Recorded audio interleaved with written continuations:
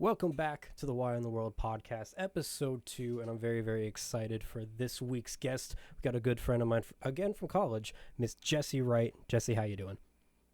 I am doing good. How are you? It's been such a long time. Yeah, it's been a hot minute. I'm doing pretty good, I got a nice glass of whiskey for the occasion. I'm just getting over a cold as well, so I figured it helps soothe the throat a bit. But started a new job today, so that was interesting, but pretty good all around. How about you? Oh, nice. Are you still at Starbucks or are you gone from there and you're I am still at Starbucks. I'm doing that part time, and I just started full time at a dispensary, Honey Pot. Oh, cool. Yeah. I'm a supervisor there. I'm liking it so far. Everything seems really great. So, really excited for things going forward. What about you? Nice. I'm working full time. I'm doing digital marketing and communications for a credit union right now. Oh, wow. Yeah, so kind of still in the realm a little bit of college life. I get to do a lot of social media, content creation and that. So that's definitely the best for sure. Yeah, Yeah. Other nice. than that, I mean, just living up here in new place, exploring and having a good time. There you go. There you go. All right. So, for a little preamble, for the people at home who might not know who you are, we met in college. We were pretty good friends back then. If you were looking to follow Jessie, you can follow her on Instagram at JessieFlorence0 and at TikTok with Jessie W, not the letter W, like W as like double and then U, all one word. But if you want to just kind of give a little 30-second elevator pitch to the people at home, let them know who you are and who we got on.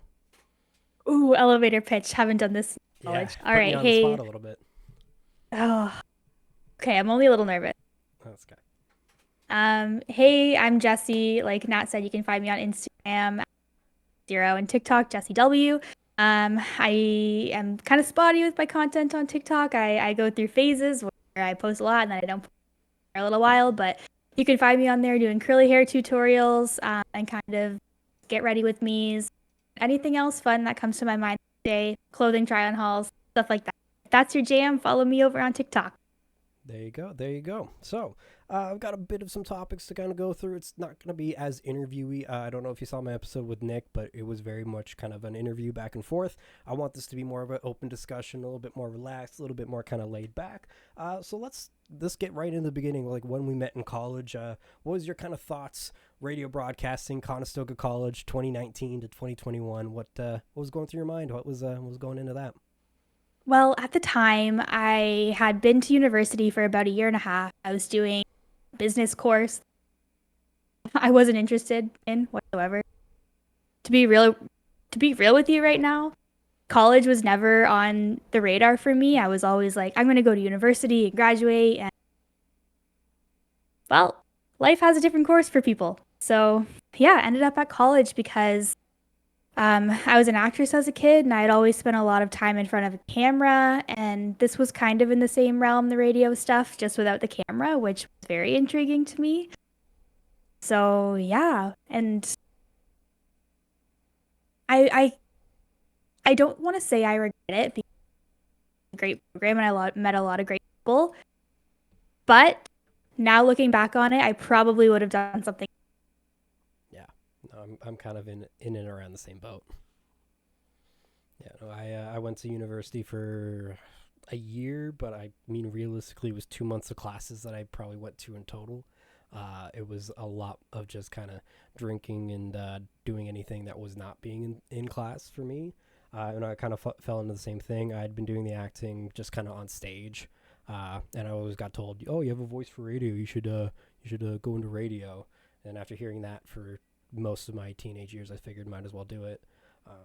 So what's some of your favorite memories from college? Because I can think of a bunch, especially like when you and I were in CJIQ. I remember our banter back and forth probably being a highlight of that second year, which was rough. But what's some things that you think look back on, brings a smile to your face, and reminds you of the good times? First thing that came to my mind was just Kara. She's one of the most genuine people I think I've ever met. She was a wonderful teacher, and such a great connection to have too. That was one thing about that program is the connections. We met a lot of really cool people, Yeah. and that's one thing that I really don't regret about going there. So yeah, the people definitely one of the best memories for me. Like you said, that second year was kind of weird, but that first day going into studio, I took a selfie. I had my mask on. Yep. It's like I didn't expect this being my first live broadcast, but here we are, and yeah. Yeah, no, it was definitely kind of crazy. Especially, I remember being in Brandon's news class, like middle of first semester in first year. Or was it like second semester at that point? I don't. Was it? No, that would have been first semester because our whole second year was online. Yeah, that's true. Yeah, yeah. It was just so weird. It was weird. Like, oh yeah, like we're talking about COVID, kind of joking around, like oh Corona or whatever. And then they were like, oh yeah, we'll probably be shut down for a couple of weeks, but we'll be back. And then it was a little bit more than a couple of weeks, and I remember like I felt so bad for the second years because they had all their placements just canceled on them, and I definitely remember sparring a little bit and being like, oh shit, like this is getting kind of real. What was going through your head at the beginning of the pandemic, especially thinking for like from school and everything? What was kind of all going on? I think initially I didn't understand the full aspect of what it was going to be. Like you said, I thought we were going to be out for a month. You know what? 2 months if we have to finish the rest of the school year online, sure. Never expected it to still be affecting us today, in some ways. Um, I remember thinking like this is gonna have an impact. After a few months, I was like, this is gonna have an impact on my schooling, and this is probably gonna have an impact on the industry. Um, but you know what? We're halfway through. Just gotta ride it out. Gotta get that diploma. Yeah, yeah. What when they told us that we were going to be able to go on campus second year, but like all the shows were going to be kind of split up, like the hosts wouldn't be in the same booth and everything. Did that make it any more nerve-wracking for you knowing that you were going to pretty much be in that studio alone? Did it make you feel a little bit more at ease that at least there were still other people there and at least excited that you got to be on campus? What kind of was going in there? Yeah, I was disappointed. I think one of the most fun fart. Oh my god. A little bit of gas. One of the most fun parts about the experience is getting to collaborate with other people and not really being able to have that opportunity was very disappointing, Yeah, no, I'd say. I remember because we did I think one or two shows on Q2, which was the online radio station, in our first year, and I remember I forget like the exact groupings, but I remember having a lot of fun, getting really excited to be able to do that, but like on actually like live radio broadcasted news and everything like that. So definitely took the winds out of my sails, and having to do a lot of breaks trying to come up with something when really all that's really talk about in the world is oh nothing's open right now and everyone's really angry at everybody. Yeah, for sure. And that made it hard for our year too because like they wanted us to be talking about community events and like I don't know, local stuff and there was nothing going on except COVID. Yeah, it was like oh the Tim Hortons had a less busy drive through this morning for once. That's all I got. I was Yeah. telling Nick this. I did a break that was just impressions, which I think is definitely hands down the worst things ever aired on the radio. And I really wish I have that had that clip. I wish I probably could find it, but it's just what were you going to like? What were your kind of go to like when you were in a like rut to find breaks? What were you kind of grasping for? Oh. Well, okay. I remember I would talk about holidays a lot because there were a decent amount of holidays between, December and like April. Yeah. Um yeah, I accidentally on the radio unveiled to hundreds of children that Santa's not real. No. Yeah, I didn't even think about it. But I did a break where I asked, "Where how old were you? Do you remember when you found out Santa wasn't real?" And I got an email that later that day and Kara was like, "Hey, can we meet?" And I was like, "Yeah." She's like, "You can't talk about that on the radio." We got some angry emails from parents that day. Yeah. Oh, that's a rough one. I specifically remember staying away from anything like Santa related because I was like, I'm gonna slip up, and I'm gonna. I, if there's any kids watching, we're just having a laugh. That Santa is very much real. Don't don't tell your parents and get me canceled, please, or Jesse. We're just having a laugh, having a goof. Yeah, it completely slipped my mind. Yeah, that's another thing. I think I did a break too at one point. That like I was just so dead tired. I was working so much too at the time that like my brain wasn't working. So I think I almost slipped up and had a couple of curse words on air. Maybe one or two like slipped up. I never got an email or anything, so hopefully I skirted it. But yeah, live radio is a little bit scary, especially when you have a bit of a sailor's mouth like I do. Yeah, and I think COVID's made mine worse. Yeah, Like it's every other sentence. I try my best not to, but it's just like second language to me now. So if exactly. I were on the radio, I'd probably slip up once in a Yeah.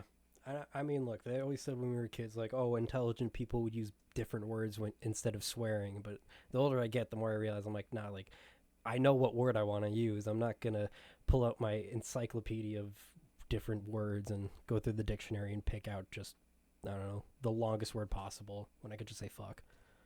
Yeah, they don't hit the same. Exactly.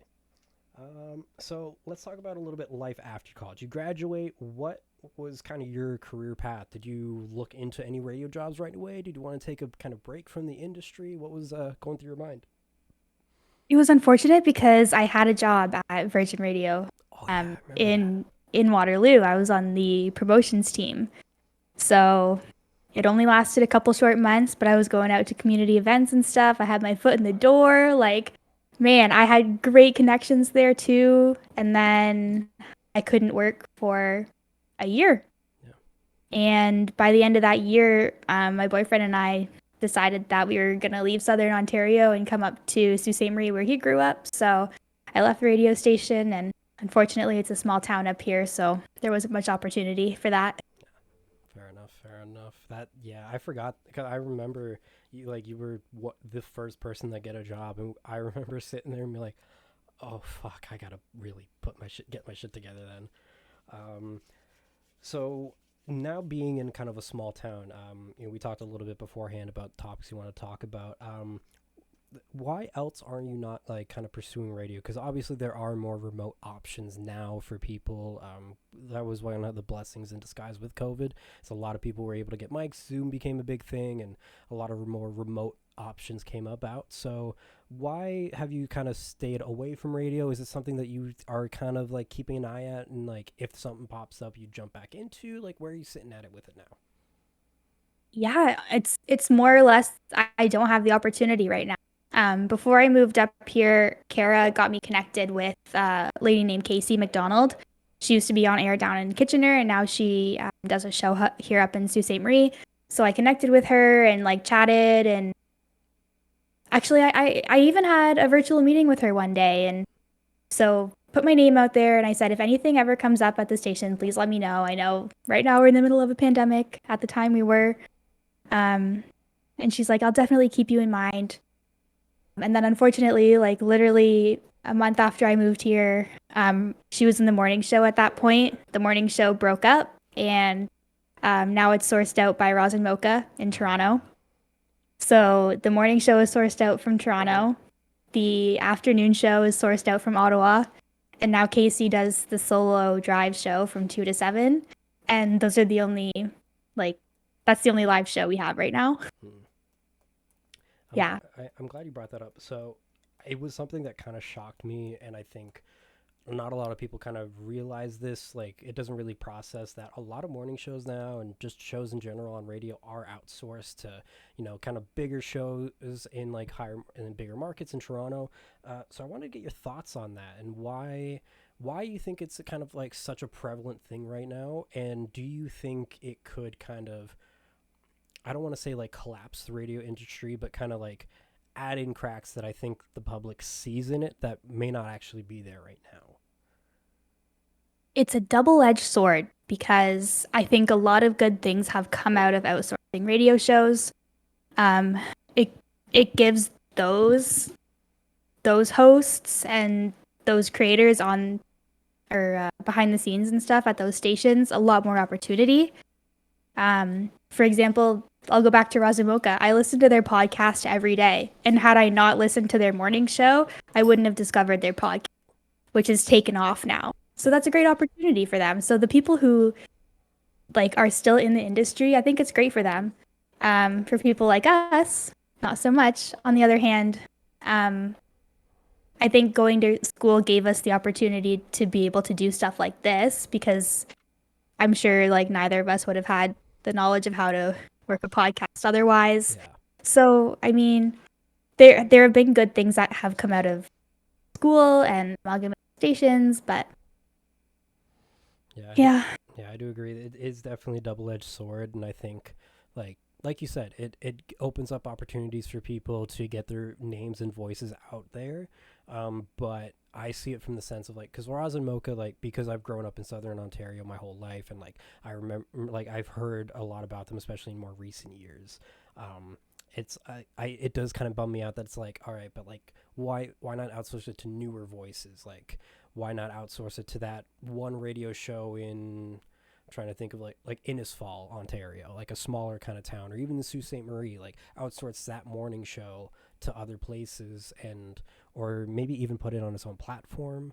I'm a big proponent at radio should fully embrace the podcast medium, and I know a lot of shows have already, but I would love to see in a couple of years where, like the radio breaks happen on air live, but the entire show is just one like 8 hour segment, 6 hour segment, or whatever that's just fully recorded. That's one long fill podcast people can listen to, and have the different hosts rotating out.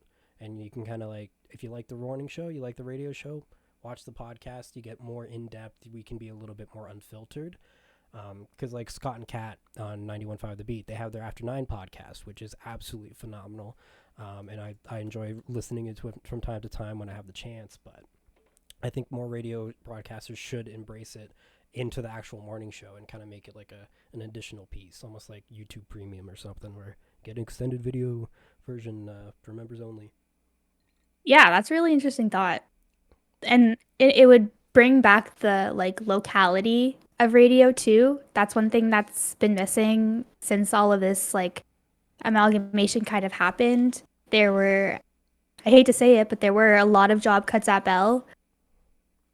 So Yeah, they just don't have the resources anymore to do localized news or stories. And it's unfortunate because like that's one of the fun parts about radio, I think, yeah, no, is connecting with your community like over something common. yeah, I 100% agree. And it made it. I remember as a kid, like you'd hear about events that you wouldn't know about otherwise, like because a lot of people that listen to the radio, it's easy to kind of forget, because I think a lot of people our age group don't really listen to the radio and don't really keep up with like local news and happening. But the people who do, like, or you turn on your car in the morning and you have that radio station, like there's a lot of great info out there, and there's a lot of great personalities and things that you may want to know about, especially if you're about to drive to work, that we kind of take for granted and don't really think about. And 100% agree that like locality is definitely missing in the radio industry right now, and it's a big kind of hole that needs to be filled one way or another. Yeah. Yeah.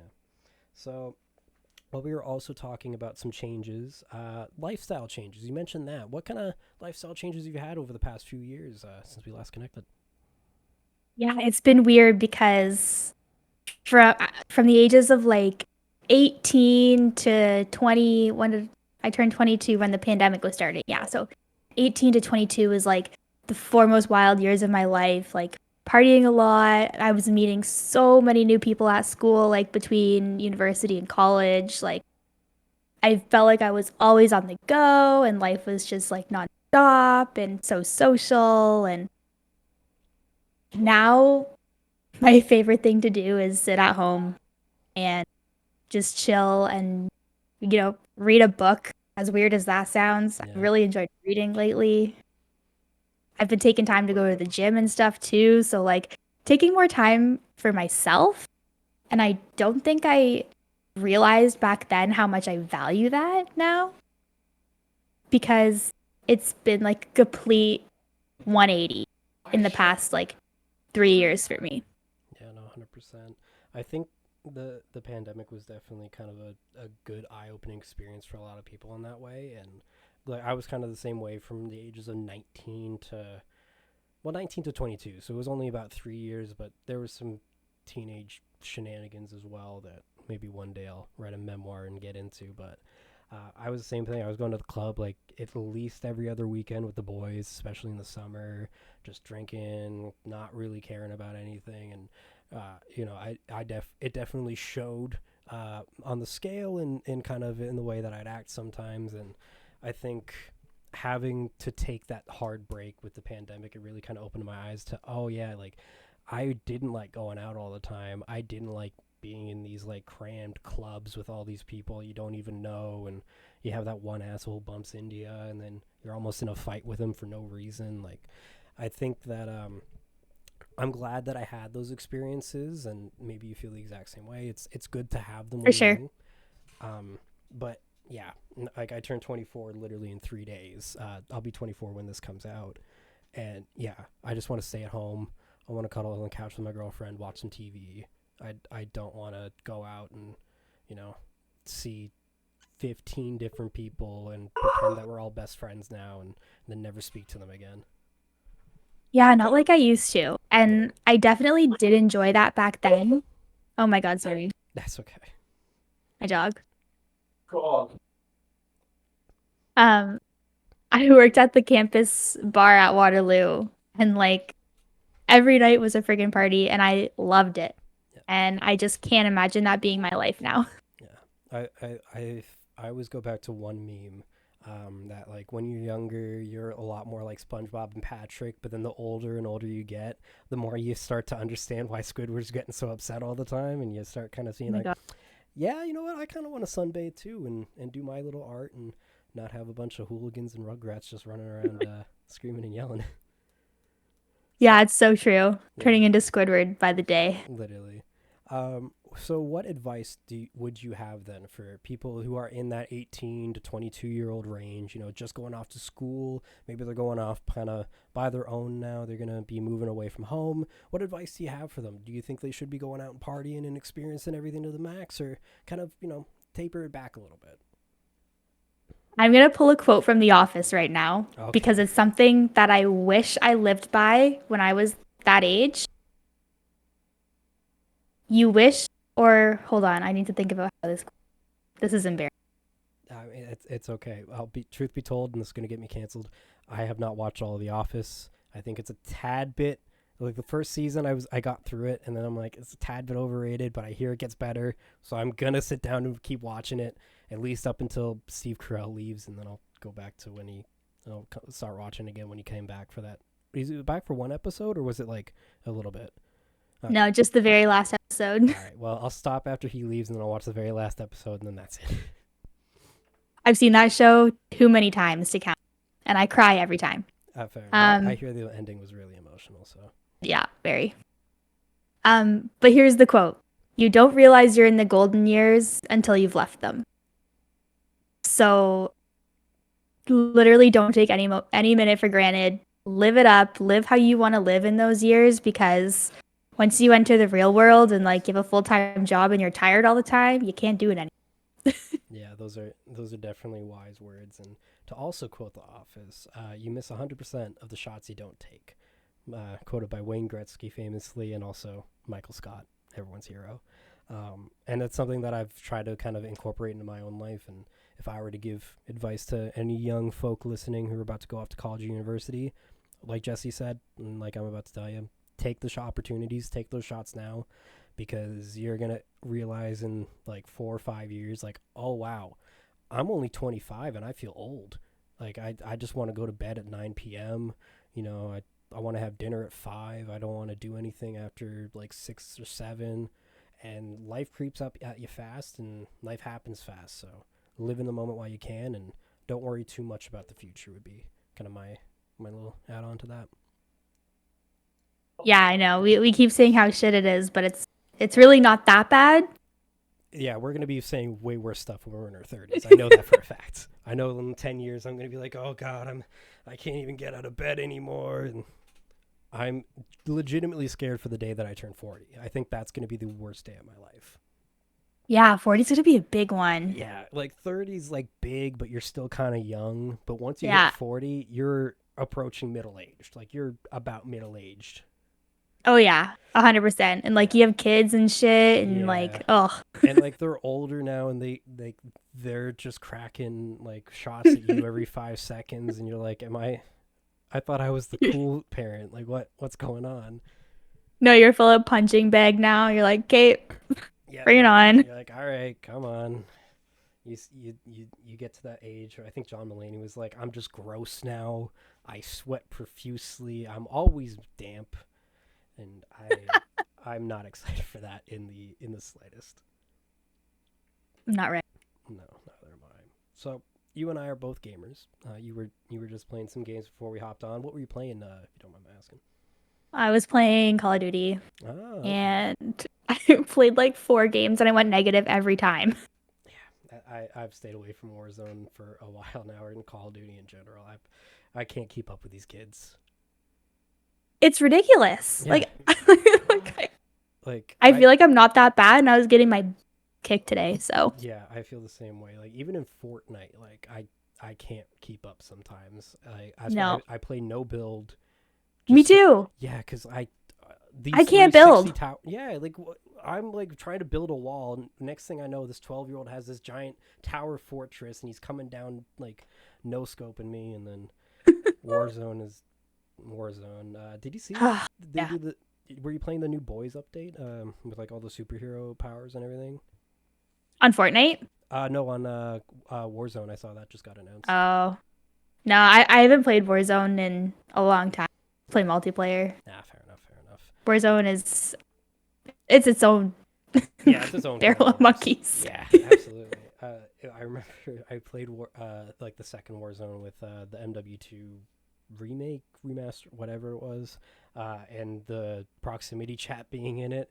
It felt like being in a 2012, 2013 Call of Duty lobby all over again. And I hated 100%. I hated those days, but the boys were having an absolute blast. And so, but Do you want to know something embarrassing? absolutely I do. Modern Warfare 2, my gamer tag was Bieber Fever 03. Oh, Can you imagine how bullied I got when I was like 13? I mean, if it makes you feel any better, my gamer tag from 2013 when I first got like properly online to I think 2016, 2017 was Doctor Who fan 64. It, That's pretty embarrassing, but it's not that bad. I mean, There's definitely worse. like Bieber Fever now, I think you'd be a little bit more socially accepted for. You know, he has had some bangers since since back in the day, but And I think now it could be like memey, you know? yeah, you could Like say it's if my ironic. gamer tag was yeah, exactly. Yeah. Back then though, it was serious. Yeah, no, back then it was, everyone had that Bieber fever, he was singing Baby and everyone was like, "Ooh." Oh. Oh yeah, I Yeah. definitely did. Oh yeah. But speaking of gaming, what do you think of the current state of gaming? It's definitely a very different landscape than, especially like even a few years ago when we were in college. What are your kind of thoughts on the current state of gaming, where it's headed? How do you feel about it? Ah, man. I wouldn't say I'm a very diverse game player. I find my games that I really like and I stick to them. So I haven't branched out in gaming a lot lately, but I also think that's partially because there hasn't been a lot of games released recently that have piqued my interest at all. Actually, that's a lie. There was one game I played recently called The Finals. There was like a play test out for it. That game is a lot of fun. I'm excited for that. Okay. But other than that, I haven't really been keeping up with new games. I've been grinding COD. Um, I got a Switch, so I've been playing like Animal Crossing, play The Sims 4 a lot, which is like super nerdy, but I mean, it's that's the iconic. type You have to. I like. Yeah, exactly. Yeah. No, I feel kind of the same way. I find I play just kind of really random and obscure games sometimes. Like I remember when Power Wash Simulator first came out, I was Oh on yeah, that wave. Uh, me too. That's such a good it's game. so good. They did a SpongeBob DLC. I just picked it up. I'm so excited to sit down and play through it. It's like all Bikini Bottom. You can do the Krusty Krab. You can do Oh my gosh. yeah. You can do pretty much. They even have like I forget what it's called, but that one episode where SpongeBob gets on the bus and it's like the deep part and everyone's like Oh not fighting yeah, between their sentences or whatever. Rock Bottom. Rock bottom, yeah, that's what it was. Yeah, so I'm kind of like bored of gaming. I don't. I think for me too, a lot of games like GTA, for example, is a great example. Like it's a 10-year-old game. GTA Online is 10 years old this September, and it is still one of the most profitable games because Rockstar is like, all right, we're gonna release all this cool stuff that you want, but we're gonna make it so expensive that you have to buy shark cards, and we're gonna make it so that you have to buy the most expensive shark cards. But okay, how about a monthly subscription service? But the game's not free to play. We're not gonna do that. So what are your kind of thoughts on microtransactions and like memberships for online services, and where do you think that's gonna kind of lead us moving forward? That is something that really grinds my gears. Like I said, I'm a Sims player. So every time there's a new pack out, I'm not dropping $60 every like 3 or 4 months on this freaking game just to get a new pack.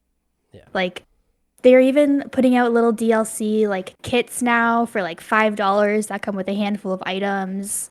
Like, no, man. no, Like I downloaded the game for free. They go every once in a while. It's a game. But still, there's like I don't even know, 12 packs at like $50 each at this point, yeah, plus more.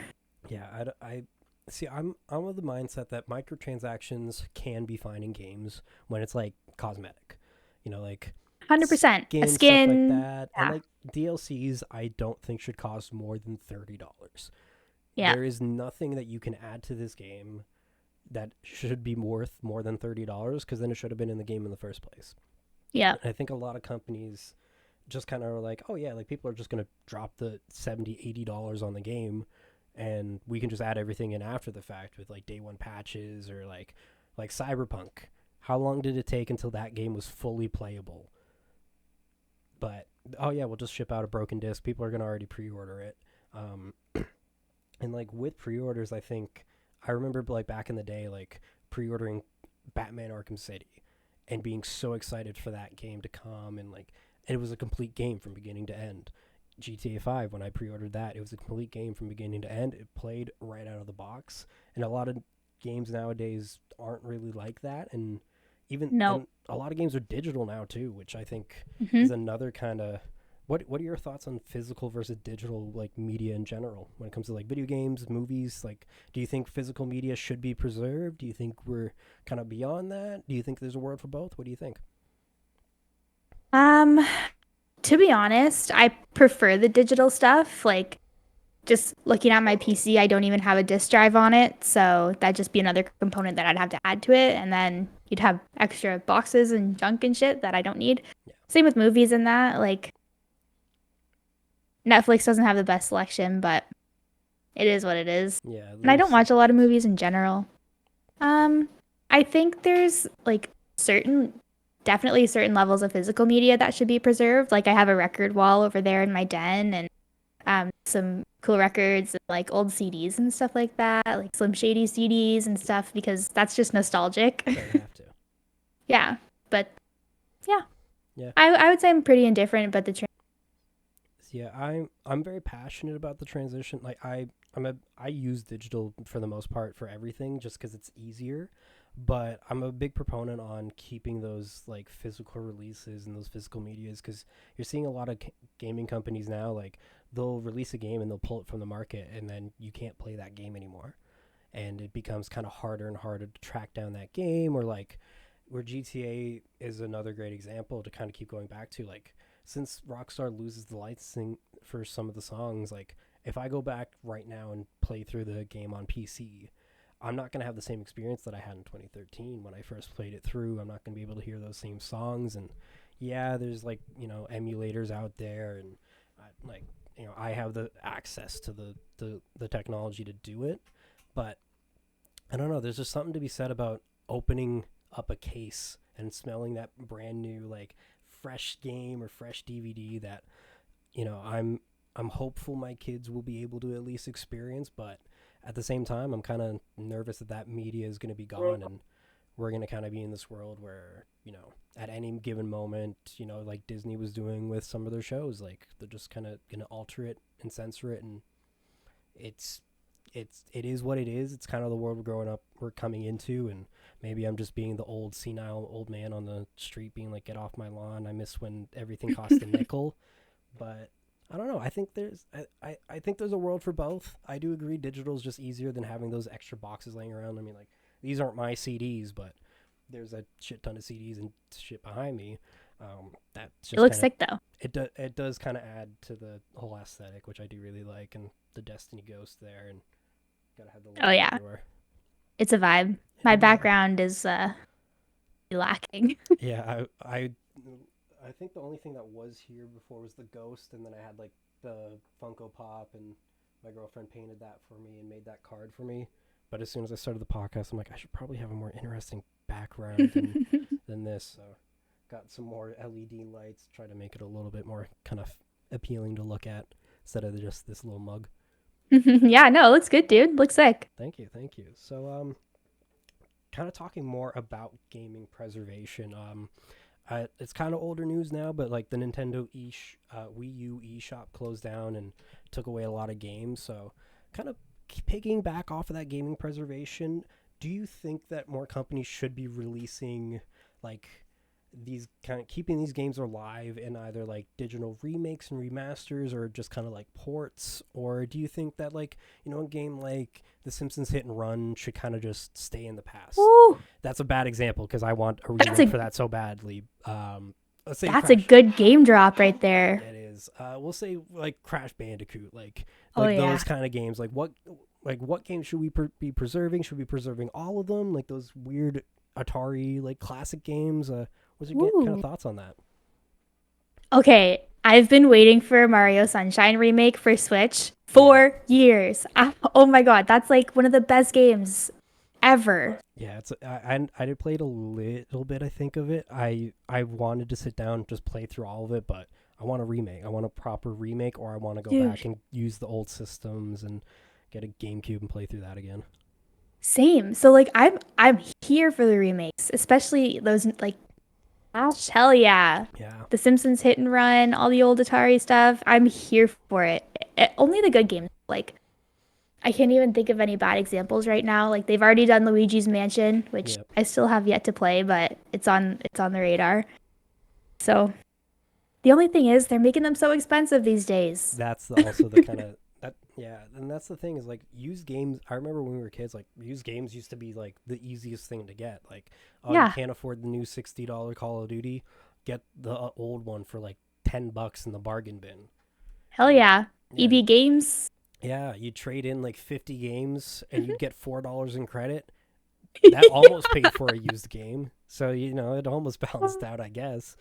But Oh yeah, yeah. I don't know. Like I think companies need to realize that like there's a market for these like like these old games, and like either give them the remake the shine on them, or find a way to keep them supported like all these years later. Like I remember Batman Arkham Origins, like back in 2013, is a very slept on game, especially the multiplayer. And if they ever just bring back the multiplayer, like Warner Brothers Montreal, if you're listening to this somehow, bring back that multiplayer. It was the most fun I've ever had because it's like a faction based thing, like your Bane and Joker's gang fighting, but then you could also play as Batman and Robin and do like cool takedowns. And I remember me and my buddy used to play it, and we'd play as Batman and Robin sometimes and just like clear out the lobby. It was like some of the most fun I've ever had in gaming. And now I see they're adding, I think, the Arkham trilogy, not Arkham Origins, for the Switch. And I'm like, what are you guys doing? Choice. Exactly. What about those like old Lego games? Like Oh Lego Batman was a yeah, sweet game. I rebought that on the Xbox store, so I I could. rebought it on my PC, but it's so broken on Yeah, here. yeah. That's the thing about PC ports too. Like I want to get your thoughts on that. PC ports, like why? Because a lot of these games are built on PC. So my thought process is like, shouldn't that transition, like porting wise, should be simpler? Like, what do you think about companies kind of just releasing half-ass ports of games and just saying like people will buy it anyways? It's annoying because it's true. I bought a couple. I think I bought two of the Lego games on Steam just because they were on sale and downloaded both. I couldn't even play either of them. Like they were literally unplayable. Yeah, The controls didn't work at all, and yeah, it was frustrating. yeah, and then you play like one of the newer games. Like I've been playing through the Skywalker Saga with a buddy of mine. Hmm. Runs like a dream. Why can't the other ones do it? Like why can't we have those kind of? And why aren't we remaking Lego Batman? I'm just thinking about this now. We've gotten how many Lego Star Wars games? I know. Where's my Lego? Where's my original Lego Batman? Where's my Lego Indiana Jones? Where's Lego Pirates So of the good. Caribbean? I didn't play the Pirates one. It was a good one. It wasn't as good as the other ones, I will admit. And I'm just a big fan of Pirates of the Caribbean and Johnny Depp, but it was still pretty decent. I think it was that and the Lego Well, game are like the last two like good Lego games that I remember playing, like the Lego Movie game. PS2 days. Yeah. So what consoles did you have growing up? I'm just on a gaming Ooh, tangent now. same. The first console I ever had was a PS2. Okay. Um, I grinded Finding Nemo on that thing all the time. As you should. As you should. After PS2, I had a Wii. I think everybody had a Wii. Yeah, it's a staple of people who grew up around like the early like mid late 2000s. Yeah. Forgot about GameCube, one of the best consoles that have ever been made. Yeah. GameCube was sick. Honestly, that controller Uh, is probably is oh, definitely in my top 3. so good. Such a good controller. And then I moved on to the Xbox world. I was an Xbox kid Yep. until I got my PC built. I was always an Xbox kid. Yeah. I was all over the place as a kid. My first console was my mom's old Game Boy Advance, like not the SP, like the wide one. Oh, I Um forgot about Game Boy too. I had yeah. the one of the ones that flipped. Yeah, that was the next one that I got. And then I went to the PS2. I got the Nintendo DS. I Oh got my the God. I forgot about all these handhelds. Oh, Holy shit. the handhelds were my shit. I remember going on like long car Yeah. drives, like because my Oh mom my for a God, little yeah. while moved away, so like I was still living in Cambridge, and I had to go like commute every summer to go see her for the summer. And yeah, that DS was the greatest thing on the planet Earth because I'd just be sitting there playing my games. Next thing you know, oh, we're in Collingwood, great. Fuck Um, yeah. yeah, and then there was the PSP I had. I also moved to the 360, but I vividly remember I asked my family for a PlayStation 3. I'm like, I want the PS3. I like the PS2. Give me that PS3. And then my mom got me the Xbox, and it came with Lego Indiana Jones and Kung Fu Panda. And when I say I played the Ooh. shit out of those games, I played nothing else for a good few months. Like I got it during Christmas vacation too, so it was the perfect time just grinding those games. Sick. Yeah. And then yeah, I was pretty much Xbox the rest of like my teenage years. I got a PS4 I like towards the end of its life cycle just to play some like The Last of Us and some of the games on PlayStation that I just missed out on. And now I have a PS5, a Switch, my PC, and an Xbox Series S. And I hardly use any of them for gaming. My Xbox is pretty much a Netflix and YouTube machine, and then the PlayStation I pretty much just play Spider-Man on, and I have Stray downloaded. I really want to go and play that game because I hear it's fantastic. And then PC, I'm just playing Power Wash Simulator half the time if I'm playing anything. Yeah, it's all pretty much PC now. When I do game, I pick up my Switch once in a while. Switch is good for the party games too. Yeah, Like I got Jackbox on there and nice. like Mario Golf and shit. So that stuff's fun when people are over. But Yeah, I think for the Switch, I pretty much only will play Mario Kart on it with people, or like if I'm just like bored and waiting for something, I'll play it myself. And then Mario Party All Star. oh yeah, that's the best one. That's the one It I have is. too. It Yeah, really is. I have the other one, Super Mario Party, and like I don't hate it. It's fine. It's fun. I like the fact that you can play as Monty Mole because his animations are so funny and so cute. It's just amazing. But yeah, like my friends will make fun of me because I bought the Switch and I was like, oh yeah, I can't wait to play like Pokemon Brilliant Diamond and like go back and play Animal Crossing. And I maybe made it through an hour of both of those games, and then was like, yeah, I waited too long to get a Switch. Yeah, Animal Crossing, I grinded for a while. Haven't touched it in a little while because it is a grind. Yeah. and the grind don't ever stop. No, the grind don't stop. It's like that's another thing I hate about gaming now. It's like it's just nonstop grinding for Yeah, everything. it is. Ugh, right now, I'm trying to grind for the Orion skins on my Call of Duty guns, Ugh. and you need to get headshots. You need to get 25 headshots with every single gun. Yeah, couldn't be me. I get maybe 25 headshots in an entire lifespan of a game, unless it's Halo. For whatever reason, I can still be cracked at Halo, but it's sometimes, not all the time. One-offs. Yeah, Yeah, yeah. feel ya. What's your kind of like what's your best gaming experience like memory, either by yourself or like with a group of friends, family? Like what is like your peak gaming experience? Um, One thing that my mind just flicked back to for some reason was shortly after I got my first 360, because I got it for my birthday, and then I think I had a birthday party shortly after, so I had like some friends over. I think it was like sixth grade, and all of us were just sitting on my couch passing the controller, like taking turns playing Call of Duty. And that's when I really got into COD. And then me and my best friend, once Black Ops came out, we would go to the corner store, get Monster Energy drinks, and stay up all night long playing zombies. Yeah. Like that is a core gaming memory for me. Yeah, I caught Black Ops Zombies. For me, like Black Ops 2 Zombies, I is some of my favorite like Call of Duty memories or zombie experiences or just kind of like gaming in general, but the one that I will like if anybody asks me going back to that Kung Fu Panda game, I used to play it at my cousin's house all the time. So it would be me, my cousin Aiden, my cousin Ethan, and I remember we would used to listen to music while we were like playing it or whatever. And Through the Fire and the Flames came on, and the intro perfectly lined up for like the kind of countdown through like all the characters, and then like the go started as soon as that riff like kicked in, and I remember we paused the game and we're like, "Holy fucking shit! That was the coolest thing that ever happened." Like we freaked out. We were like, "That was so cool! It landed perfect." Maybe we didn't pause. We just kind of went, but we were like, "That was the coolest thing ever."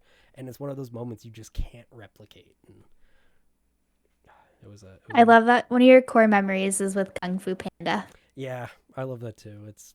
I think it's on brand for me. I Like think so too. I'm a That's it. Like I wouldn't have questioned it at yeah. all. I am a pretty big memer. Like I have this WWE belt that I stole from Starbucks. I mean, I didn't steal it at all. What are you talking about? Why did Starbucks have They that? were gonna do a partner of the quarter like award with this, and then they never did it, and it was just sitting in the back for literally a year. And I just was like, you know what? I'm just gonna Free real take estate. it. I'm just gonna take it. We're not gonna use it. Nobody's gonna use it. No. And I swear to God, the next day, they were looking for it, and I was like, oh, I don't know where to go. And they're like, yeah, but it was here. We were gonna give it to this partner of the quarter. I'm like, that man, that sucks. Must have got thrown out when the manager switched over. I don't know. That's crazy. Uh, They and check the tapes and you're walking out of the store wearing it. well, it's funny too because the night that I took it, I took a picture like because we had when I was a shift supervisor there, we had to do the posts for like oh like this is what happened tonight, da da da whatever, um, and they were like and I posted the picture with that and I took it home that night and nobody questioned me. Like nobody was like, did you take the belt home? And like two people knew that I did, and yeah, didn't tell a Well, soul. These now it 2 years just later, lives in so your office. yeah, it just lives in my office. I was gonna do something with it, and then I was like, I just am gonna keep it, I guess. And I don't know. I guess I'm a kleptomaniac. I just take things for the thrill of taking it, and then I'm like, no, I don't need this shit. Eh, So it's just a job. yeah, it's just a job. Who needs it? Who needs it? Mr. Starbuck, please don't fire me. If, Mr. Starbuck. your money didn't pay for it, it's okay. At least that I know of, and if it did, oops. Anyways, switching gears a little bit more to kind of music. I remember you were big into playlist curating. I remember that was kind of a thing that you really wanted to see yourself doing. So what do you think is like the kind of core principles of making a great playlist? You have to be in the mood for sure. If if I'm like just trying to throw something together, like it's not going to be good. You got to be ready to grind, ready to scroll through the depths of Spotify to find songs that you forgot existed and put those into your playlist. I think that's one of the most fun parts to me about making a playlist is rediscovering old songs. Like I'm such a nostalgic person. I always listen to older songs. I listen to new stuff too, but I really hold a soft spot for old music. And yeah, unearthing a song that I haven't heard in years that used to like make me feel things. Yeah. That's like one of my favorite feelings. No, it's a great feeling. That's why I like going back to my old like high school playlists, especially because God. there's so many. Because I was a scene kid through and through. I was that emo, cringy kid that everybody was like, please, please get help. Like, please get help and get better. And I was just like, no, I'm emotional. So I'll go back and I'll be like, you know what? This is kind of a banger. I can't lie. Like it, and like you're Yeah. instantly transported back to when you were like, whatever age, listening to that song all the time. You remember like how it felt, how you were feeling, how the world was. um so who's in your current playlist rotation right now? Um, top top two, Post Malone and Mac Miller, Yep. constantly on repeat. I've been such a huge fan of Post Malone for years now. Um, every song from every album is scattered into my playlist somehow. Yep. Yeah. Yeah, Mac Miller is a huge one for me. Love Mac. I've been really into Morgan Wallen lately, which I know is very like on trend, but I Yep. don't care. He's fucking great. No, I mean, whiskey glasses, like, you can't go Oh wrong with man. it. And he came up with a song last summer. I forget the name of it. I honestly might have had summer in the name, but that was also a banger. I don't know which one specifically you're referring to, but Neither yeah. do I it's hard for me to try to keep up with music these days because there's just so many different artists. And I did want to bring up Post because I don't. Are you still in his like top 0.00001% of listeners? Because I remember when your Spotify rap came out that one year, and I was like, how do you listen to that much Post Malone? Yeah, okay. So that year was because I listened to the Stony album every single day when I got ready for work or for school. I listened to that album every day. Like, I don't know why I would wake up and put on that album the first thing I would do and listen to it all the time. So that year I think was an exception. I have been in the top 1%, I think, ever since then, not 0.00 whatever percent. Yeah. But yeah, Post Malone every year since I started listening to him has been on Spotify. So, Yeah, I'm actually seeing him like on my birthday. That's how I'm gonna oh, celebrate. Yeah, it'll be my I'm so. third time seeing him. I want to say third or fourth. I seen him once. I saw him in 2017, actually, at what's that stage in Toronto that's outside, but not Budweiser. It's the one on the Oh, beach, uh, RBC stage, yeah, it's RBC Stadium or something like that. Because something like that. yeah, I know what you're talking about. Yeah, I saw him there for like $70 in 2017, Yeah, and now his tickets are like yeah, ungodly amounts. yeah. That's why nowadays I just buy tickets the day of, like either morning of, even an hour before, like because I saw him for the first time just before the pandemic, like literally. It was I Valentine's remember Day. that. Yeah, I was like, I'm Yes. gonna be my own Valentine's and treat myself to Post Malone. And yeah, that was an experience. But I think I only paid $120 to sit on the floor, like a couple hours Did you go to beforehand. that concert by yourself? I did. Oh, I was gonna go with a friend of mine, and then she couldn't get the time off work or something, and then I was gonna go with someone else, and then she also couldn't get the time off work, and so I was like, you know what, screw it. I'm gonna go. I booked myself I already booked a hotel, for like me and a friend to stay in. But then as soon as I was like, it's just me, I was like, can I upgrade my room to one bed, like one big bed? And they were like, nice. hell yeah, you can. And then yeah, I literally sat there and at 6 p.m. bought the tickets when the concert started at 7 and moseyed my way on down there. I remember Drake came out and I was like, oh. Oh, dude. I mean, like, I think he just does that when Post Malone comes to Toronto, but I'm like, all right, cool, I saw Drake. I'm not even that into Drake, but I mean, it's iconic. It's still, yeah, you saw Drake in Toronto. Yeah, That's fucking iconic. exactly. And What's it then like going to a concert on your own? you know, it's it's almost like going to a movie on your own, but it's a lot more kind of like you have to either hard commit into like enjoying Yep. that concert to the full extent, or you're just gonna sit there and be like, man, this is kind of awkward. I remember I was standing between these two, like they were like 6'3", 6'4" guys, like pretty well built too, and I'm just screaming every lyric and just like having a good time dancing, and like they're kind of like looking at me, and the guy to my left actually was the guy that I bought the ticket off of inadvertently off of Ticketmaster. He was like, did you like buy this ticket? And I'm like, yeah, I bought it like an hour ago. He's like, oh, I was supposed to come with somebody and I had to sell the ticket. I'm like, wow, small world, that's great. Didn't talk to him for the rest of the night, but he's watching me have a great time. Sick. Was he by himself too? I think he was either by no, he had another friend with him, or like, because I think it was supposed to be three of them, and then Mm, the one person dropped out. But yeah, yeah. I did Hmm. not care what people were looking at. I think Oh, fuck no. few beers deep. I remember two ladies almost got into a fight over some beer. I was like, happy Valentine's Day, I guess. Yeah, and then I saw him again. I saw him last year, so this will be my third time seeing him. Nice. Yeah, That's sick. yeah. What was the last concert And he you went has, oh man, last concert? Actually, I went to a concert last year. I went to the Glorious Sons. to? Oh, nice.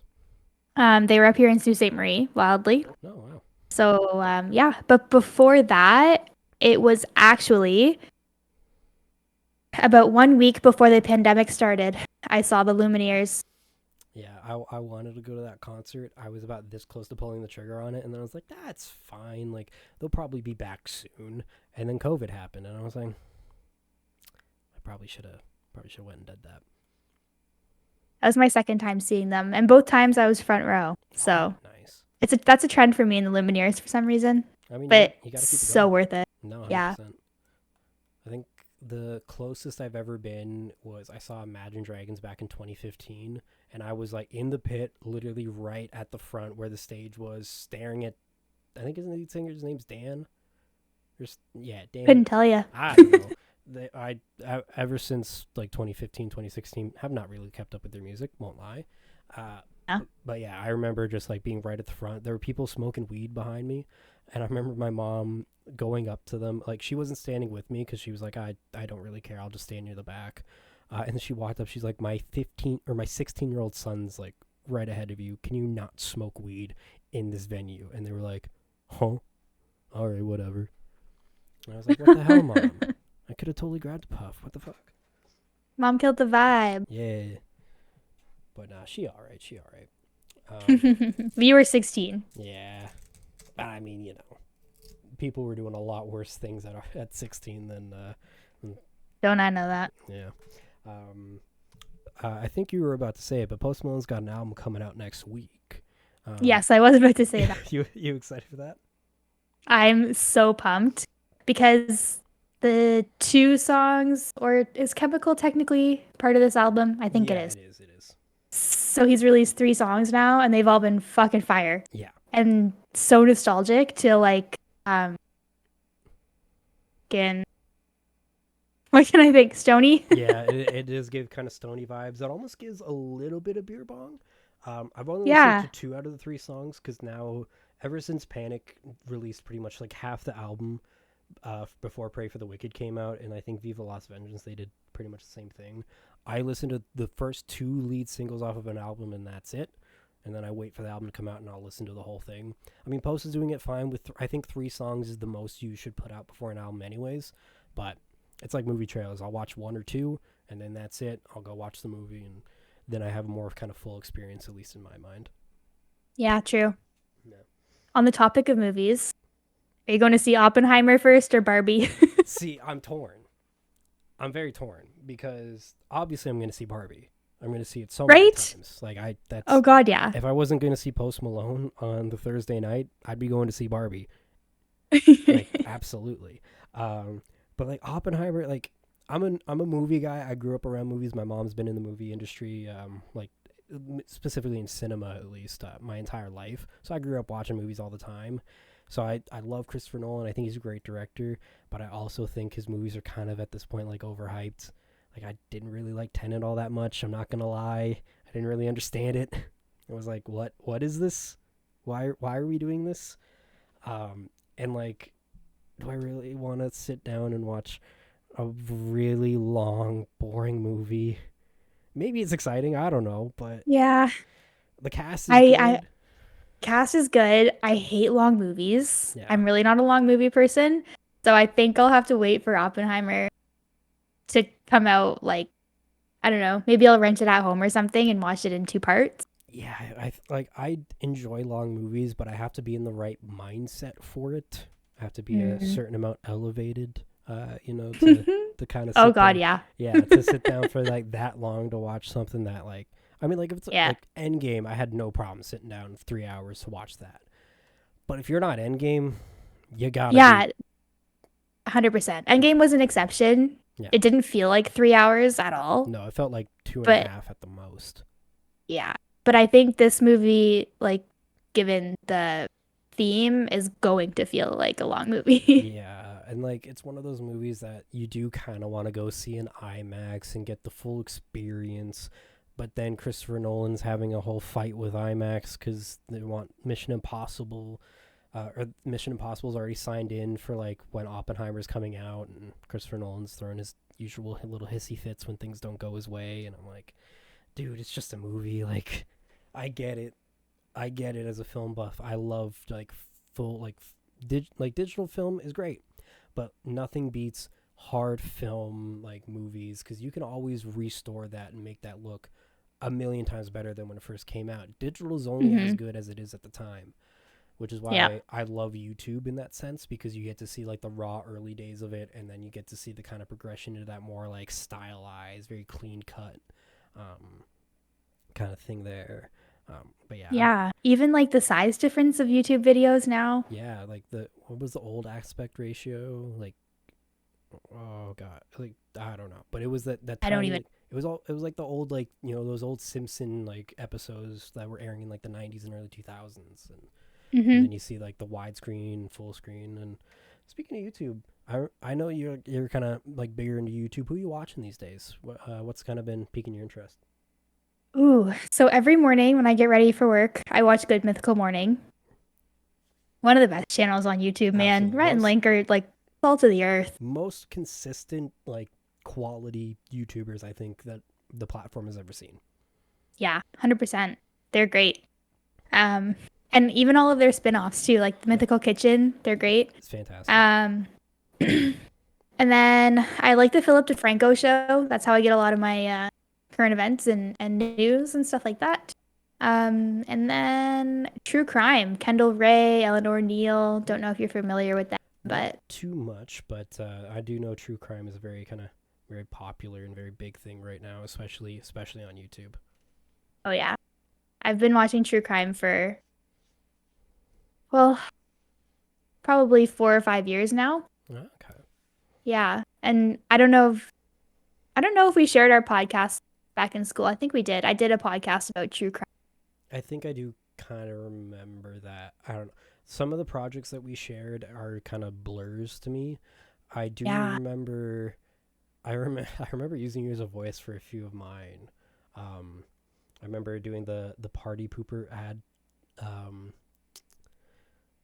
was the I robot don't that remember that. so the premise of the bit was that a robot like called the Party Pooper 9000 would come and like kill whatever party guest that you didn't like, but he would sing Wonderwall while he was doing it.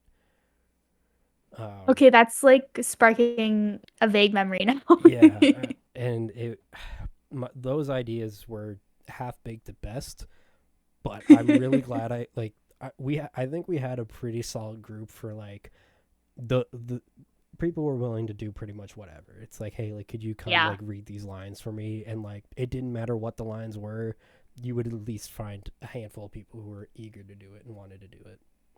Oh yeah, for sure. You just shoot a message in that group chat and everyone's like, "Yeah, I'm down." Yeah, they're like, yeah, when do you need it? Yep. Yeah. Um. So, kind of speaking about the internet and YouTube, how do you think the current state of the internet is? Like, what are your kind of thoughts on it? Are you like into this whole like TikTok's all Chinese government trying to pry all this information out of us? Like, are you one of the tinfoil hat kind of people when it comes to the internet? Like, what? where your kind of mindset at? God, no. I think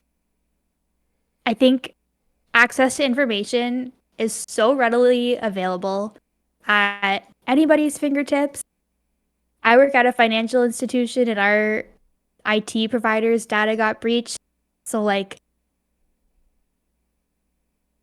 if TikTok's getting your information, then like people are literally hacking your bank and getting your information. Like TikTok's not the problem, Yeah, I you know? agree. There's bigger fish to fry when it comes to things on the internet and privacy and 100%. yeah. And that's not to say that you shouldn't be careful because it's very easy to get scammed online and that sort of thing now, but I think the internet does more good than bad. That might be a hot take. I don't know. I genuinely believe that. I'm a culprit of it. I spend way too much time on social media and the internet in general, which I think can be brain melting.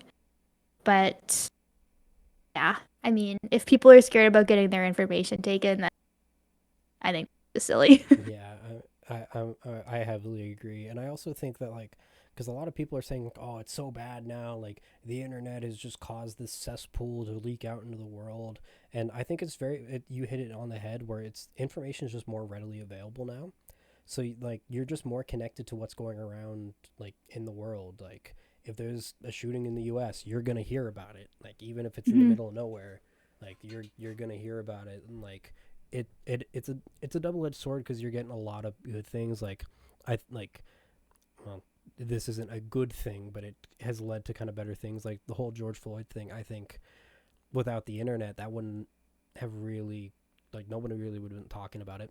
Nobody really would have known about it. Mhm. So I think in that sense that like it's definitely been a big help, and I think that it, like you said, it does a lot more good than it does bad, but it's when it's used like for nefarious kind of deeds, and like it's like anything, it's the person that uses it that makes it either good or bad, because at the end of the day it's just a tool to kind of 100%. Yeah. you know get information and get information out there, right? How do you feel about AI? I was gonna say AI taking over Hollywood. I again like AI is a tool, but I don't think it's a tool that we as a human race should have access to. I think we have officially gotten to like god level of powers, and we shouldn't be up here. We should be down here. That Yeah. should be like like that should stay in the movies, cuz especially with like the writers guild strike going on and like the actors guild, and hearing what a lot of these like studios want Yeah. to do, and like some of the comments Biger's made recently, like I feel like you're probably in the same boat, but AI is good or bad? I think it's scary. I think you are onto something there with humans shouldn't have access to this. That's a lot of responsibility, Yeah. especially for a lot of stupid people out there. Yep. But also, like, I don't know if this has been explained, but it's something that I've always thought. How is AI not going to get to a point where it becomes sentient enough to start doing its own thing? Exactly. Like Like it's never going to stop learning. It's eventually going to get to a point where it knows what the fuck's going on. did nobody watch 2001: A Space Odyssey? Do you not remember Hal? Do you not remember that? Like, yeah, I almost think it's kind of weird. I think that AI is gonna go one of two ways. I think AI is either gonna lead to an entire like blackout of all electronics. I think some crazy person, I don't know who, is gonna be like, you know what? I hate all this. We're getting rid of all of it, and they're just gonna take down all technology as we know it. Or AI is going to make us all into the people of Wally, and we are going to be shipped up into space. And the ones who can't afford to be the fat people sitting in chairs getting everything done for them on space, you're either going to mutate on Earth into something else, or you're going to be wiped out completely. I know that's Yeah. bleak. I know neither thing is good. That's why I think we should just kind of destroy all AI, get rid of it all. I think we are at the peak of technology. I don't think we should go any further than this. Like 4K is clear enough, crystal clear for me. I don't need any more technology after that. Thank you very much. And at a certain point, like it's gonna start taking over jobs so much that how many people are gonna be jobless? Yeah, like because I was working at Frito-Lay for a little bit last year, and I remember them talking about how they were going to have more automated machines doing a lot of the warehouse work. And the more you think about it, it's like, okay, well, if you have an AI doing like that warehousing, like, making pallets and packing boxes, realistically, that 16-year-old that's working at McDonald's, or that, like, 50 to 60-year-old who has made McDonald's a career, an AI can make food. Like, Mm-hmm. machinery can make food and type in orders. Yep. You don't need that. And I think a lot of people are like, oh, well, like those jobs are still going to be around. It's like, well, not really. Like, if you want everything to be easy and easier and easier for you, it's going to get to the point where, like, you're obsolete. Like, Exactly. You have and no purpose at that. yeah. And if the AI does become sentient, like everyone's kind of worried it will, it's going to realize that way sooner before we realize that. And it's going to be way too late at that point. Yeah. Terrifying. Yeah. Maybe Andrew Tate was right. Maybe we are living in the Matrix, and Oh my God. it's ones and zeros everywhere. So to kind of start to wind down a little bit, where do you kind of see yourself in the future? Like, where do you see yourself in the next 5, 10 years? Where do you see yourself kind of going in your life and career? It's a tough question for me because growing up, I always thought I knew exactly what I wanted. And now I have absolutely no idea. And that's something that I have been struggling with since I started working full time. My job right now is not a forever job, and I know that. And the growth that I have at the company I have right now, I don't want. I don't want to be a manager. I don't want to be an executive. It's not what I want, at least in this field. So when I think about the next 5 years, I think more about who I want to be, like living up to my values, doing things that make me happy outside of work. When I think about my 5-year plan, I don't think about job Yeah. because that's such a small piece of my life that it doesn't have to make me happy, you know. It's there to make money. I think about doing things that I love with people that I love, maintaining good relationships, stuff like that. I know that's not really a concrete answer for you, but that's just genuine. No, I think I relate to that a little bit more, kind of like, especially the older I get. Like, I was the same way as a kid. Like, like, as I was entering high school, I was like, yeah, I'm gonna be a lawyer. That's 110% what I'm gonna be. And then do some of like the acting and entertainment stuff on the side, and then if that becomes a viable career path, jump onto that and enjoy it. But I think the older I get, the more I realize that, like, career paths aren't as linear as they were when, like, our parents were our age, or even our grandparents, and so on and so forth. Like, it used to be, yeah, you go to school, you get a degree, and then you'd go right into the workforce. You'd go work up until your 50s or whatever. You'd retire. You'd go, I don't know, rent an RV and sunbathe in Muskoka or something. I don't know. But there's just not a clear kind of path anymore, which is kind of scary, but also kind of invigorating. Because, like, I don't see myself staying at Starbucks forever. I do see a path in the cannabis industry for me if I continue to, like, go down it. But I've always wanted to be an entertainer. That's part of the reason I started this podcast, to kind of get my foot back in the door in the radio world, but also just kind of get myself back out there in entertainment. Like, I've been doing more plays and musicals recently, and I think focusing on what makes you happy is way more important than focusing on what's going to pay you the most amount of money. And I think the more that I focus on that kind of thing, the less I'll worry about like a like you said, a linear career path. Because it literally doesn't matter. Yeah. I could quit my job today and I could go work and be a server and bartender again, make money, and be more happy, be less happy. Who knows? I don't know. Yeah. And I think a lot of companies don't realize that, but the worker has, where it's like, I don't got to put up with these crappy conditions. Like, I'm lucky with the jobs that I work where the conditions are really nice. At least so far they have been. But not everybody has that same kind of, like luxury like I do, and it's very much like, all right, well, if you're gonna be a dick to me, I'll just go work somewhere else making the same amount of money or making even Exactly. more money. Like, it's, and I think the sooner companies kind of realize that and start taking more time to kind of focus in on their, like, actual workers and employees and building up kind of benefits and pay and kind of working on that. And I think the government also needs to kind of pony up and start putting a bit of a stop on, like, groceries should not be as expensive as they are. Like, it should. Dude, I saw a $13 watermelon today and I almost shit my pants. Oh, I like watermelon. I ain't spending more than like maybe $5 on like an Yeah, organic watermelon to be like, yeah, I know it's like really good. Like, and same with I gas like prices. watermelon, not 13. Exactly. Gas prices too, yeah. If I'm spending $13 on watermelon, it's $13 on watermelon vodka. Yeah, dude. Like, yeah, I'm not. It's absolutely ridiculous. And then the government's like, oh, well, like we'll give you $100 for groceries. Like, here's $100 rebate for groceries. And I'm like, cool, that's half of my grocery bill for the month. Oh, but only if you're like below the poverty line.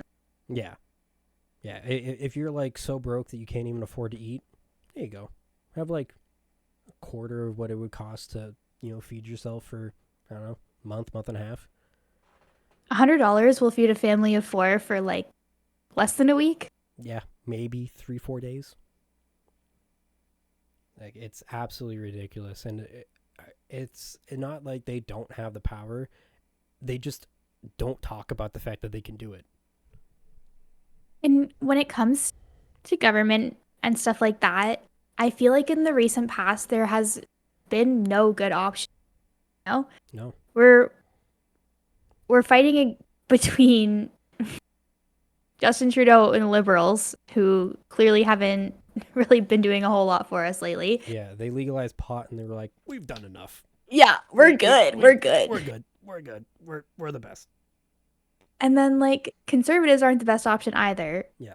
Personally, I think NDP is a good option, but I that's such Yeah, like only our generation agrees with that. like I maintain that Tom Mulcair should have won back in 2017 or whenever it was that Justin Trudeau was first up. He would have been the best prime minister we would have had for a long time. I like Jagmeet Singh. I like a lot of his ideas, but I've heard some things behind the scenes. I mean, maybe it's not true that it was kind of more of a popularity contest for him, and he just kind of wanted the most like follows, clicks, whatever. But I do agree with a lot of what he stands for and what a lot of the NDP party stands for. But it's like you said, it's like it's our generation, and our generation are the generation that doesn't want to vote because they're like, oh well, like I'm stuck between the red and blue pill, and they both suck. And Yeah. like, yeah, but if you went out and either spoiled your ballots at the very least, at least you're doing something. So go out and vote, please. Yeah. If you are a young person listening to this podcast, Go maybe out. go look up like politics Yep. and Like, figure out which party you like the best and vote. yeah. It doesn't matter who it is. Does not matter who it is. Like, vote for the Green Party, honestly, at this point. Fuck, vote for whoever you want. Yeah, literally vote for absolutely whoever. Um, another thing I wanna kind of pick your brain about Mean Girls Up reboot. If that happens, you want to be in it? I don't think maybe people don't know this, but we do have a celebrity on the podcast. If you want to kind of explain your major important role in Mean Girls. All right. When I was 6 years old, I was in Mean Girls. Can you hear my dog? I'm sorry. That's okay.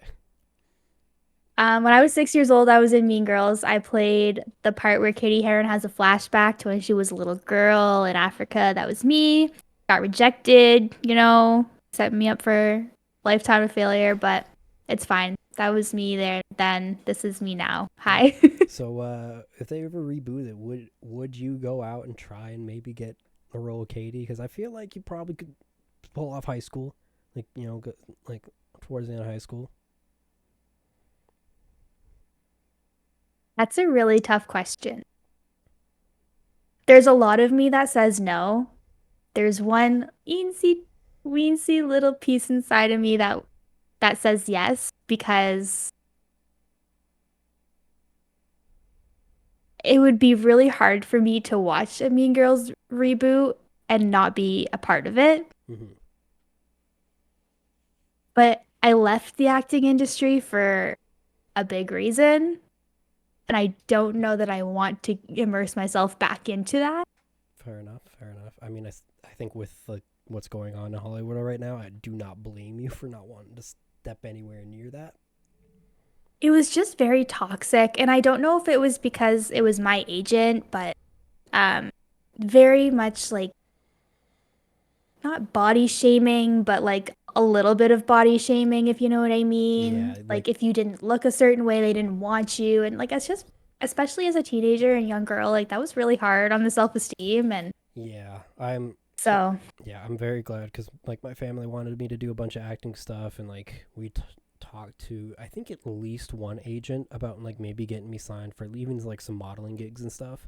And I'm really glad that that never kind of materialized because I hear about it from friends who have like kind of dipped their toes into the industry or in it now, and it is cutthroat. Like if you are not that cookie cutter mold of what they're looking for, or at least willing to like either starve yourself to meet those goals or take all these supplements and random drugs that they're going to tell you or do whatever they tell you to do, be the little puppet they want you to be, you're not going anywhere in it. And it's definitely an industry. I can see why a lot of older actors are like, yeah, I don't want my kids anywhere near it. yeah, it's very sad. And even like we're in 2023 and like fat people are still portrayed on TV and movies as the fat funny friend. Yeah. Like that's that's just the way, like I can't believe we're still in that place in 2023. Even watching reality TV, it's gotten a little better lately, a little better, but not very much. Yeah, I find that like especially with reality TV, there's two camps of it right now. There's the side that tries to overcompensate to be like really kind of inclusive and have everybody on there, but it's very clear that they're only casting certain people because of their like diversity. Like, oh, like Hmm. this person's a person of color, this person's gay or whatever. Let's put them on our show so we get more people viewing it. And then you have the other camp that's like, we're gonna stick to the traditional value. If you don't fit into it, like fuck you, get out of here. And we're gonna preach positivity, and we're gonna preach like, oh, everybody's like, wonderful and everyone should feel loved, but if you weigh over a certain percentage or if you look like this, get away from our show. 100%. And like I'm all for diversity on TV and that, but like make it genuine, you know? Yeah, Like don't always portray a certain a certain person, their race, their size with a certain stereotype or like role that they always play. Like exactly. it's not that's not what real life is like. Yeah, like I always make the joke like in theater that I'm like the diversity cast, because like the company I work with, there are a lot of white people. Like there are some like there I think there's in the last show that I did there was three brown people, which was exciting. Um, but like they don't have too many of like people of color coming out. That's kind of more the case. It's not that they're casting that way, but Right. I always make the joke. I'm like, yeah, I'm your diversity cast to be like, we're inclusive too, guys. Don't worry. But it's a sad fact. Like if I actually probably went into the acting industry, yeah, they would be like, oh, like Nat Horner as Spider-Man. He's Peter Parker but brown, and his parents are from India, and it's like, really? Do you have to add in that? Like, I don't know. It's because you have people like Miss Marvel, which I think is really great for young girls, especially young girls that are people of color. Hmm. But you Same with also, the Little Mermaid, like yeah, I Little super Mermaid, cool to see. yeah. But it also gets to the point where if they ever tried to do like a Black Panther with like an Asian lead, it's like, okay, like there's some characters that you can like mix around the race with. Like Ariel is a great person for that.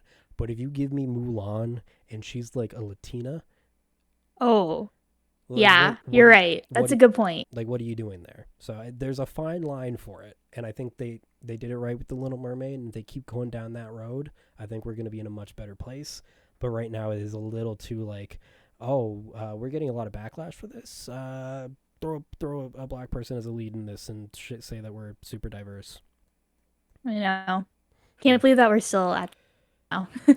I hope it gets better, but you can never know for sure. All right.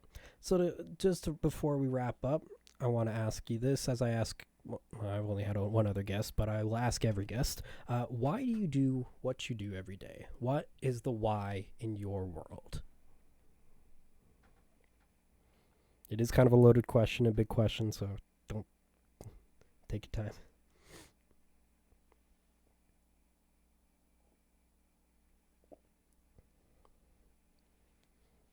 Why do I do? I'm a very independent person, and I like that. I have I have been through a lot of trauma in my life, and I think that has led up to me being independent. And I really value now as an adult being able to take care of myself. And I have like my little family now, like my boyfriend and my dog. Nothing in the world brings me more joy than coming home and being self-sufficient with my family and like knowing that this is my safe place, living in our house. Like I don't I don't know if that's a good answer for you. No, I think that's a perfect answer. I mean, it's completely up to you what that answer is and why you do. And I think family is a great motivator for everything. And it definitely seems like you have a great kind of little support system, nice little ecosystem. You've got your world, you're sticking in it, and I think that's kind of the most important thing, especially as we get older and as we kind of move out and become more independent and become our own ourselves. I think you can get very trapped up in focusing on that end goal, focusing on that career, focusing on making the most amount of money, focusing on having the best house, best cars, best girlfriend, boyfriend, partner, whatever. And I think that we kind of forget the importance of the family unit. And it doesn't matter what, like, it's not the nuclear family anymore. It's whatever family means to you and looks like to you. And, like, I think that's a beautiful answer. I think it's wonderful. Trying to turn those old negative things into better things for myself and my future and my future children as far away as that is going to be. Yeah. Just making sure I leave a better impact in this world than the first 20 years of my life might have mapped out for me. Yeah. No, I think that's a really noble thing. Kind of leave the world a bit of a better place than when you found it. That's the goal. There you go. Well, thank you so much for sitting down and talking with me. I think this is going to be a really great episode for a lot of people, and I think we touched on a lot of great things. I'd love to have you back on some point in the future as well. Oh yeah, absolutely. Definitely got to keep in touch. And yeah, thank you guys so much for listening to the Why in the World podcast. All of the links to Jessie's social medias will be in the link or in the description, whatever, down below.